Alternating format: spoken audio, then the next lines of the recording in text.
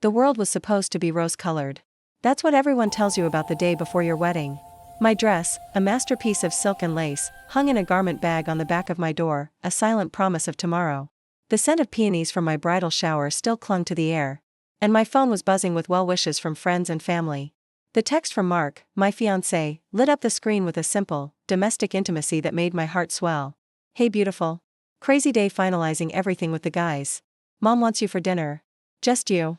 7 p.m. She says it's a tradition. Can you go? I'll be at the hotel with the groomsmen. I smiled. A tradition. It sounded so lovely, so established.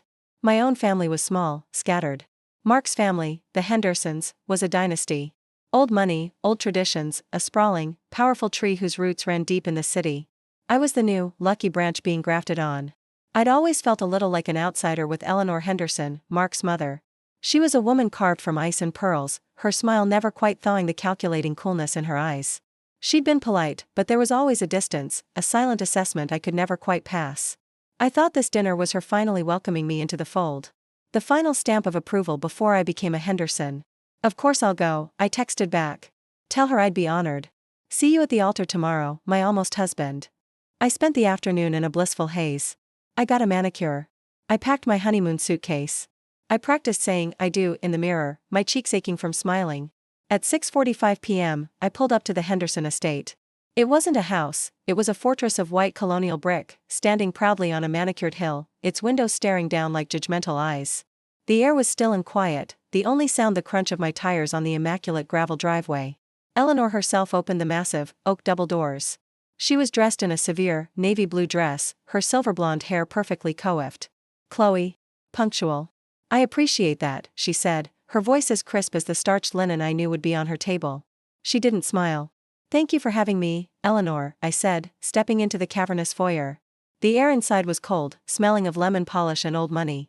This way, she commanded, turning on her heel. She led me not to the grand dining room I'd seen at family holidays, but to a small, starkly formal sitting room I'd never entered. There was no table set for dinner. Just two high-backed velvet chairs facing each other, a cold fireplace between them. A single folder sat on a small, polished table next to her chair. My blissful haze began to evaporate, replaced by a trickle of cold dread. Sit, she said, taking one chair herself. I sat, my knees suddenly weak. Is everything okay?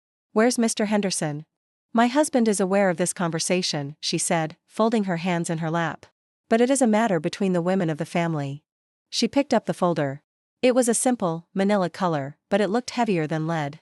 Chloe, tomorrow, you are supposed to marry my son. You are a lovely girl.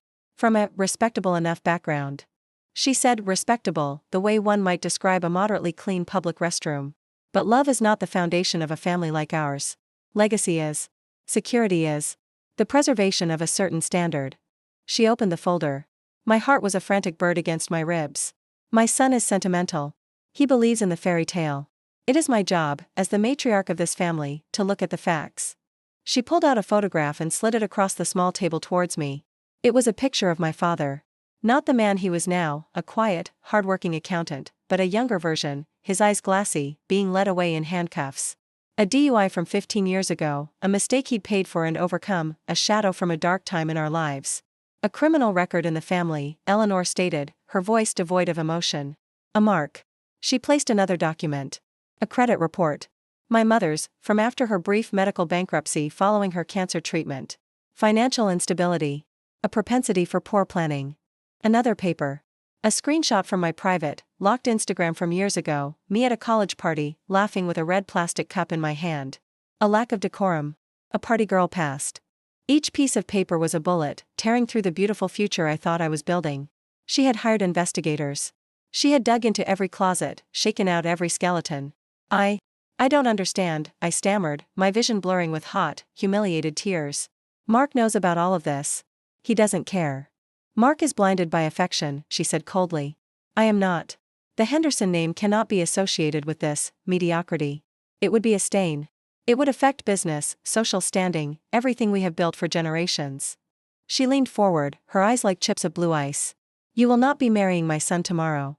The words were so final, so absolute, they stole the air from the room. What? You can't? Mark loves me. We love each other. Love is a luxury you cannot afford, and one I will not allow my son to squander on you," she hissed. "This is not a negotiation. This is a courtesy. A chance for you to walk away with some dignity." She slid one final piece of paper across the table. It was a check. Made out to me. The amount was enough to buy a small house. "This is for your trouble," she said.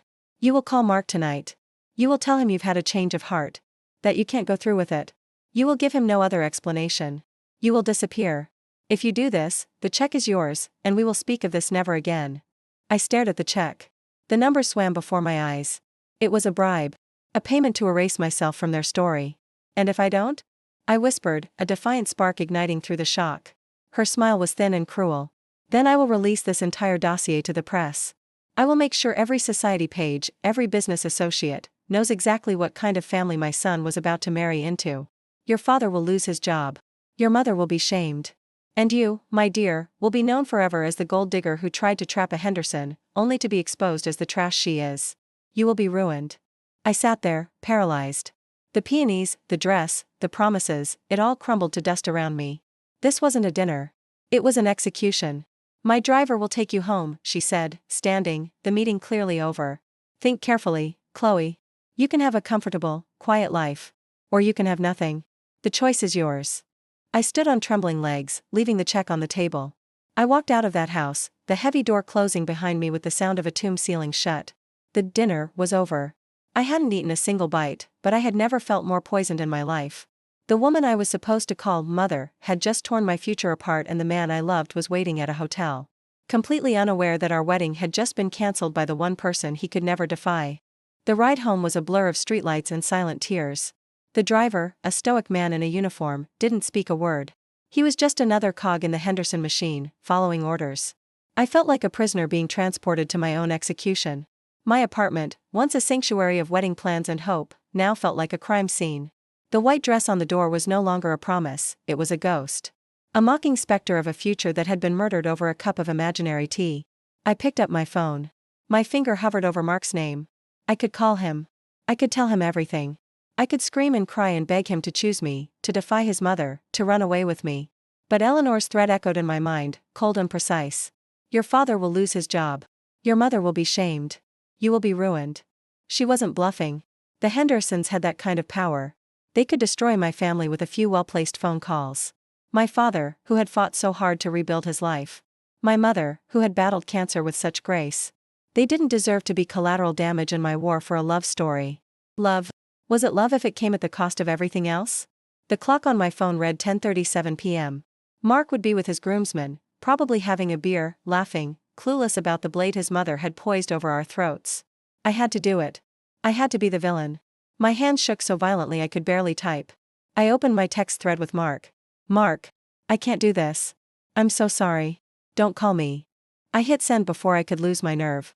The reaction was instantaneous. My phone lit up, vibrating across the coffee table like a trapped insect. Mark's face filled the screen. Call after call after call. I let them all go to voicemail. Each ring was a physical pain in my chest. Then the text started. "Chloe, what are you talking about? This isn't funny. Call me right now. Baby, please. What's wrong? Did I do something? Answer your phone." I curled into a ball on the floor, clutching a throw pillow to my face to muffle the sound of my sobs. I was breaking his heart to save my family. It was the most horrible calculus I had ever been forced to perform. An hour later, there was a pounding on my door. "Chloe. Open up. It's me. Please." It was Mark. His voice was ragged, desperate. I stayed silent, frozen on the floor, tears streaming down my face, soaking the fabric of the pillow. "Chloe, I'm not leaving. Talk to me. What happened? Was it my mom? Did she say something to you?" He was so close to the truth. But if I confirmed it, if I gave him a reason to confront her, Eleanor would make good on her threat. The dossier would be released. The destruction would begin. "Just go away, Mark." I screamed through the door, my voice cracking. "I don't love you. I can't marry you. It's over." The silence on the other side of the door was more devastating than the pounding. "You don't mean that," he whispered, his voice broken. "You're scared. It's cold feet. It's normal." "I mean it." I cried, pouring every ounce of false conviction I could muster into the lie. "I've been having doubts for weeks. I can't be a Henderson. I don't want this life. Now please, just leave me alone." I heard a soft thud, as if he had slumped against the door. Then, nothing. A few minutes later, I heard the slow, heavy sound of his footsteps retreating down the hall. I had done it. I had destroyed the best thing that had ever happened to me. The next day, my wedding day, dawned bright and sunny. A cruel, beautiful day. My phone was flooded with texts from confused bridesmaids, frantic family members. I turned it off. I sat in my silent apartment, in my pajamas, and watched the clock tick past 2 p.m., the time I was supposed to be walking down the aisle. I imagined the scene at the church. The confused guests. The humiliated groom. The satisfied, icy smile on Eleanor Henderson's face. She had won. A part of me had hoped, desperately, that Mark would see through it. That he would storm the church and demand the truth. But he didn't. He was a good son, raised to respect his family's authority. He must have shown up, heartbroken, and called it off. The silence was absolute. The revenge was complete. Eleanor had protected her dynasty. But as I sat in the ruins of my life, a strange thing happened. The initial, paralyzing grief began to harden. It turned from something soft and broken into something cold, sharp, and durable. She thought she had won by sending me away with a check I never cashed. She thought she had protected her family by destroying mine. But she had underestimated me. She thought I was just a girl from a respectable enough background who would crumble under pressure. She didn't know that the daughter of a man who had overcome his demons and a woman who had survived cancer was made of stronger stuff. I wasn't ruined. I was enraged. I stood up and walked to the mirror. My eyes were swollen, my face pale.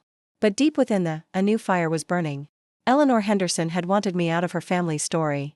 Fine. But she had just written herself into the center of mine. And my story was no longer a romance. It was a revenge story.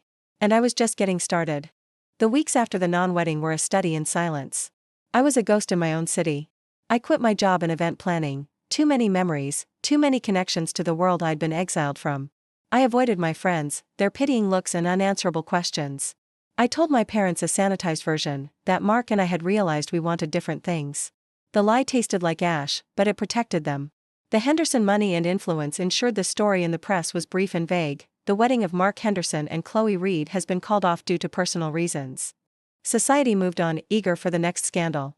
But I didn't move on. I transformed. The bribe money Eleanor had offered, the check I'd left on her table, was a symbol of everything I refused to be, bought and silenced.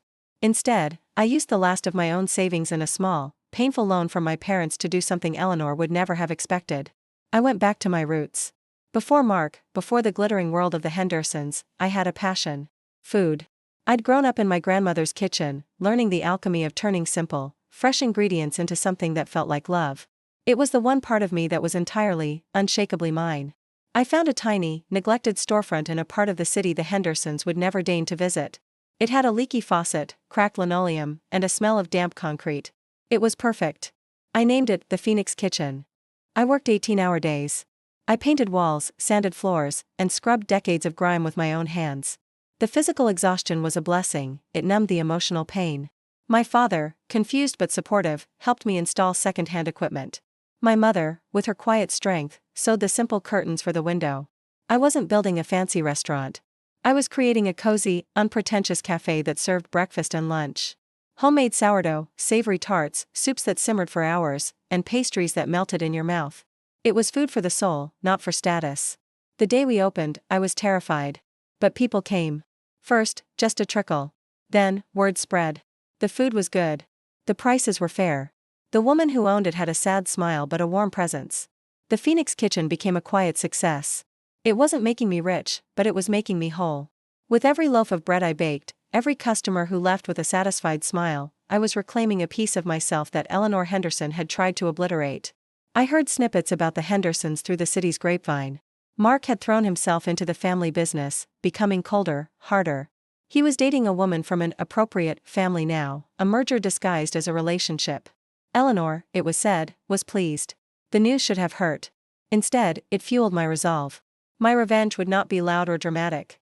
It would be a quiet, relentless success built on the very authenticity she had scorned.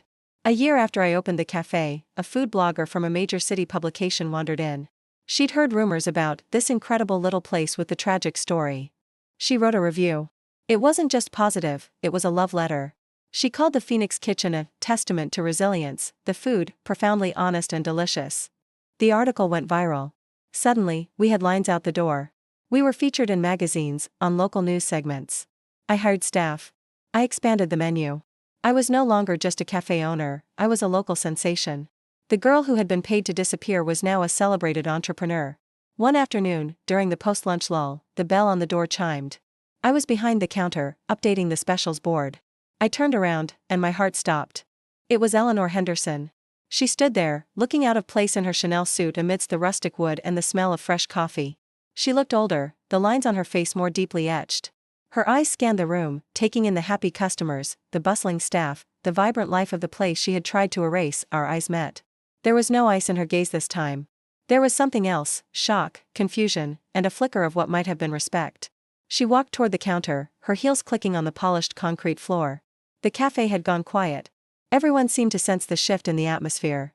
"Chloe," she said, her voice softer than I'd ever heard it. "Eleanor," I replied, my voice calm. I didn't smile. "What can I get for you?" She blinked, thrown by the normalcy of the question. I'll have a coffee. Black. I turned and poured her a cup from the fresh pot. I placed it on the counter between us. She didn't reach for it. "I read the article," she said, almost to herself. "I didn't believe it was you."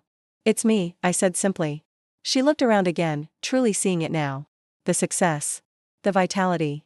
The proof that her money and her threats had not, in fact, broken me. "You've done very well for yourself," she conceded, the words seeming to cost her. "I have." There was a long, heavy silence. The unspoken past hung between us like a ghost. He's engaged," she said, a strange, almost defensive note in her voice. I heard. "I hope he's happy," I said, and I meant it. He was a victim in this, too.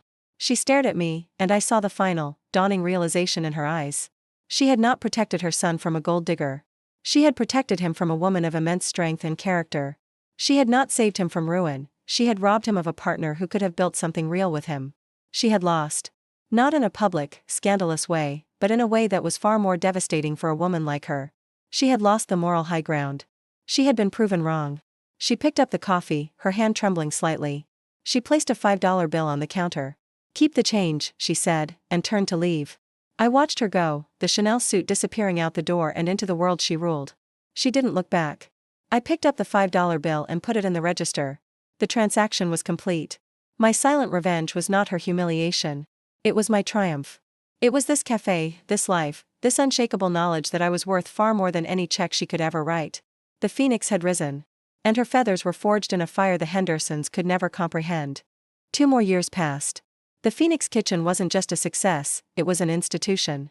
I'd written a cookbook, started a small catering arm, and was consulting for other small businesses. The girl who had been deemed mediocre was now a respected voice in the city's culinary scene. I had built a legacy, not through a name, but through my own 2 hands. I was happy. The sharp, aching pain for Mark had dulled into a bittersweet memory. I'd even started dating again, a warm, funny carpenter named Leo who loved my food and had never heard of the Hendersons. I was free. Then, one rainy Tuesday afternoon, he walked in. Mark. It was just after the lunch rush. The cafe was quiet, the air warm and smelling of cinnamon and roasted coffee. I was at a corner table, going over invoices, when the bell chimed. I looked up, and there he was. He looked hollow. The boyish charm was gone, replaced by a weary sophistication that didn't suit him. His suit was expensive, but it hung on him as if he'd lost weight. His eyes, the ones that had once looked at me with so much love, were tired. Our eyes met across the room. A jolt, like a live wire, passed through me. The past wasn't a memory, it was a presence, thick and heavy in the room. He walked over to my table, his step slow, hesitant. "Chloe." "Mark."